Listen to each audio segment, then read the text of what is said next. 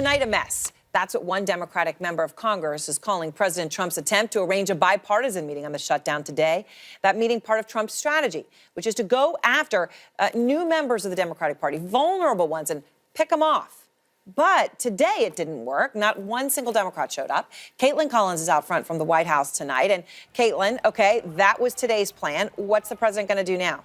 That's pretty much the question on everyone's mind in Washington right now. What is the strategy going to be going forward? Now, Aaron, we know we can expect more meetings with lawmakers between the White House, whether or not that includes Democrats who are actually going to play a big role in ending the shutdown is still a big question. And right now, essentially, the two people this is all going to come down to is President Trump and House Speaker Nancy Pelosi. And right now, neither of them have a meeting scheduled together, and it doesn't seem that either of them had shown any signs of coming off of what their demands are. Now, the White House strategy today, by inviting those Democratic lawmakers to the White House for lunch, was to essentially drive a wedge between the party's members and the party's leaders to say, hey, we've got people that are on our side. They want to reopen the government, and they agree with us about our plans for border security. But clearly, they sent a pretty symbolic rejection by turning down that offer and not a single member showing up. Now, the question is, what are they going to do going forward? And right now, even inside the White House, the strategy here is not clear. But what is clear is there's not an end to this shutdown in sight right now, though officials are becoming increasingly worried, Aaron, about the optics of all of this. And they're paying attention to those polls, like the one from CNN, that shows more Americans are holding the president responsible for this shutdown, despite his attempts to pin the blame on Democrats, than they are holding Democrats responsible. And that's something that's becoming an increasing concern for these White House officials. All right, Caitlin, thank you. And let's go now to freshman Democrat Representative Mikey Sherrill. She's from New Jersey, and I appreciate your time. Look, it's day 25 now.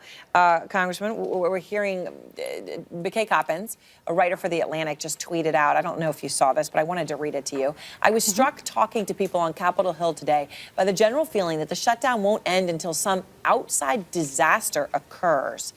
What's your reaction to that? Do you agree that it's going to take something disastrous to end this shutdown, Congresswoman? Well, Aaron, I certainly hope not. That doesn't seem to be what I'm feeling down here. I'll tell you, we have been working very hard to get the government open again. In fact, my freshman colleagues and I were sent down here to get government working. If the American people have any doubt that it's working well, then I'll let you know that we were the first class in the history of the United States to be sworn in during a government shutdown. So here's a report from the field. Government is not working.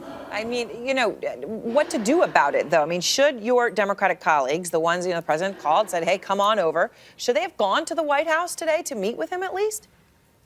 Well, like I said, my freshman colleagues and I really want to work hard to get government open and to then start working on the business of the American people. So I think we should get government open. We should do that first, and then we'd be happy to talk to the president about issues that concern all of us, like border security.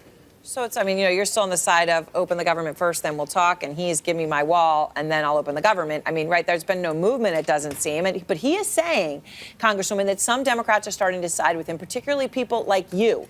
Here's what he said to Sean Hannity. If you look, Democrats in Congress, especially the new ones coming in, are starting to say, wait a minute, we can't win this battle with Trump because of the fact that it's just common sense. How can we say that a wall doesn't work?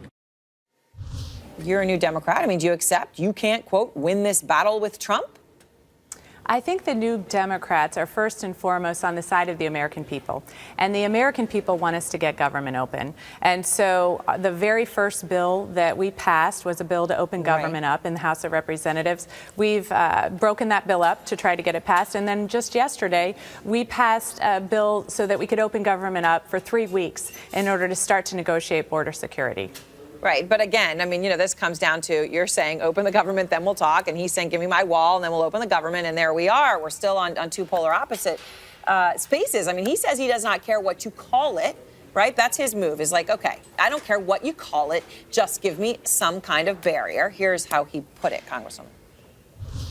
This is where I ask the Democrats to come back to Washington and to vote for money for the wall, the barrier. Whatever you want to call it, it's okay with me. They can name it whatever they can name it, peaches. I don't care what they name it.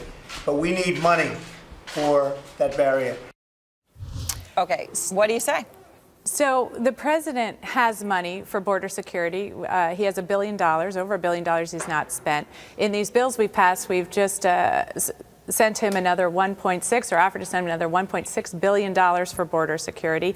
I think what might be getting a little bit lost in this, I think what might be getting a little lost in this, though, is the Senate's responsibility. So we have a responsibility in Congress to get government open. We have sent now several bills to the Senate, and the Republican Senate has not taken them up, despite the fact that we passed the very same bill that they passed a couple weeks ago. So the Senate has a responsibility as a co-equal branch of government to get this government open. Would you give him some kind of a barrier, though? I mean, just, fence, whatever, but a barrier somewhere. Is that on your table? Like I said, I'm for strong border security. So once we get the government open, once we pass the bills and get people back to work and get them their paychecks, make sure TSA workers are being paid, then we can talk about the best way forward on border security. And if that's a wall, then I'm open to that. I do think that when we look at the needs of the border, it's more CBP or border control agents, making sure we have drones, making sure we have advanced technologies to stop incursions of drug trafficking. So these are some things I talk about, but if a wall is the right thing to use, as it is in El Paso and San Diego, then we can talk about that as well. You talk about paychecks. You have opted not to receive yours during the shutdown. The president tweeted today, why is Nancy Pelosi getting paid when people who are working are not? Should the speaker be refusing her pay as well? Is he right about that?